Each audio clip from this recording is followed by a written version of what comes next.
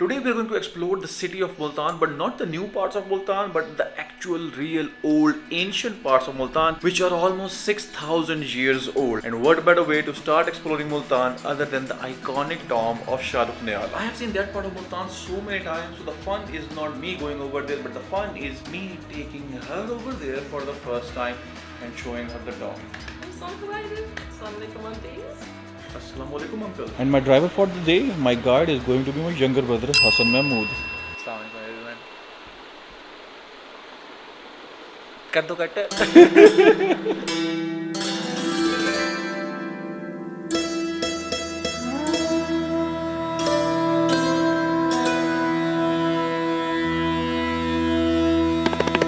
While we are on our way towards the tomb of Shahrukh, let me give you a little bit history of Multan. Multan is literally 6,000 years old. Throughout the past, it had many conquerors which gave Multan their own names. But the two most famous names that Multan still has is the City of Saints and the Walled City. Now, both the names have their own history.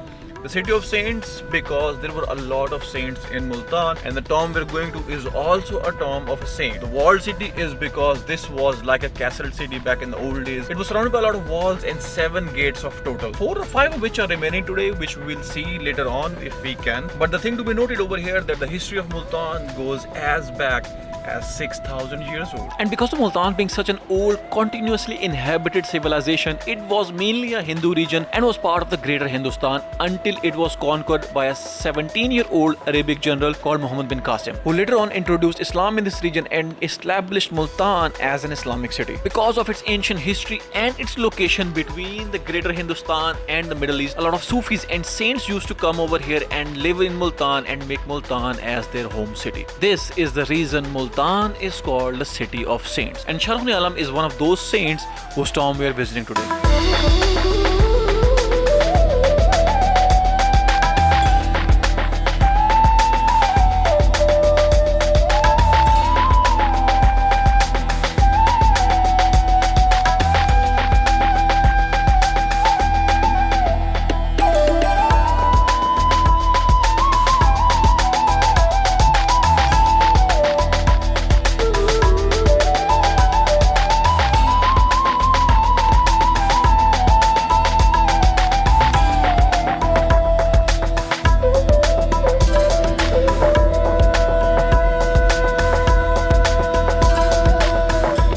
Now, for some reasons, cameras were not allowed inside the tombs, but phones were allowed, and phones with these cameras were allowed. I don't know why they made such a dumb policy, but had to follow the policy. After submitting the cameras and taking off the shoes, we walked inside the tomb, and it was really breathtaking moment because that building is literally 700 years old. And since that time to this day, this building is still a marvelous wonder of architecture.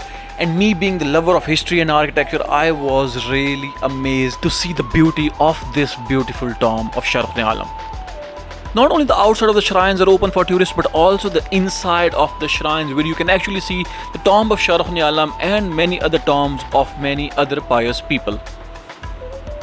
But one thing that I didn't like over there was that, like many other touristy places, there were also scammers over there who thought that we are not from here and we are foreigners, so they were trying to play their scammy games and were trying to sell us stuff pretending like they are doing a huge favor for us and we should give them shit ton of money. So if you ever go over there, yeah, make sure that you don't get scammed. But other than that, it was a very peaceful and a beautiful moment. Now, after taking a few videos, a lot of pictures and spending some time inside the tomb of Shahrukh, we were now heading towards our next destination, which was the Dum Dum, or you can call it the Zamzam, which was right across the street.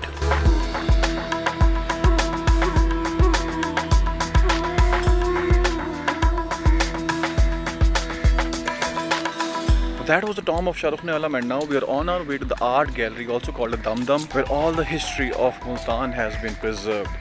I'll show you that now. Now, Dum Dum is basically an art gallery that hosts a few traditional household items. Along with that, it also showcases a lot of pictures that tells the whole story of Multan from its beginning when it was reigned by Hindus, later on conquered by Muslims, and then reconquered by Britishers and redeveloped by them and the Mughals. That is what this Zamzam tells, the story of Multan. And that was our tomb of Shahrukh. How did you find the tomb of Shahrukh? What do you think about that? Very amazing.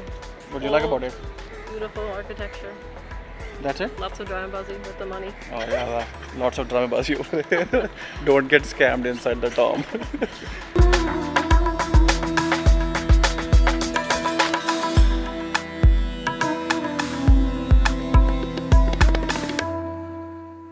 We were out there for less than an hour and at least I am melting. Are you melting? Of course. Are you melting? Extra melting. But who's the one loving the weather? Yeah, she's somehow loving the hot weather. It's almost 100 degrees in Fahrenheit, 35 degrees in centigrade. Way too hot for us Multanis to be out there, but she's the one who's loving it.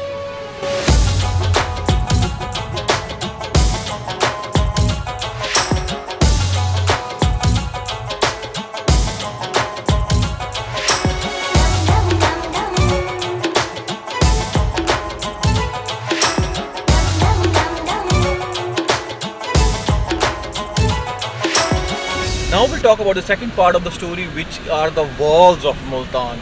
Multan was also known as the walled city, so that is the reason it was surrounded by the wall, that it was a castle having at least 7 doors. A little correction, that Multan has 6 gates: Lahori Gate, Park Gate, Bohar Gate, Delhi Gate, Haram Gate and Daulat Gate. Right now not all the 7 ones are remaining, but 4 or 5 doors are remaining, and now we'll try to see at least 4 or 5. We won't be able to go outside, so we'll be sitting inside the car and driving across those gates, because you won't believe how much traffic it is right now. Now this over here on the right hand side is the first gate that we know of. I don't know the name of this gate, but this is the gate of the walls, the first gate of the walls. Today, because it's Friday right now, that's why these streets are not too busy. Otherwise you won't be able to drive any car on these streets without getting hit by someone. Cars and bikes bumping into each other is like people giving high five over here. Yo buddy, what's up? Remember I was telling you about the walls? So this is the wall that has been created, I don't know, hundreds of years ago. Obviously they have renovated and kept it again and again, but this wall has been here for at least last 500 to 600 years. And the houses or the buildings that you see behind those walls are the actual houses and buildings that are really and actually thousands of years old. Again, they have been renovated throughout the time, but in reality this whole area is thousands of years of old. This is the area of the second gate. The gate has been destroyed over the centuries and over the time, but this was a spot where the second gate used to be. What happened? The guy was like staring at me and hit another bike. I told you, you're getting all those, you're gonna get all those stairs. The Pakistani stairs. It was just the best though. And then the guy was like, look, I'm like, Now this is the area of the third gate, and luckily this time we do have the gate, which is still preserved after all these years, and this is what the gate looks like. Even though it's Friday, yet still the streets are jam-packed, because that is what the inner city is all about. As these streets are thousands of years old, so they are not as broad as the newer streets of the city are. So that is the reason these streets do get rowdy. And now we're almost here at the fourth gate of Multan. Again, don't know the name, but here it is.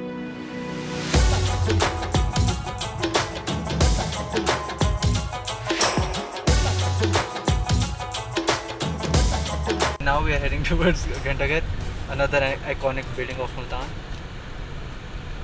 That's it, bro.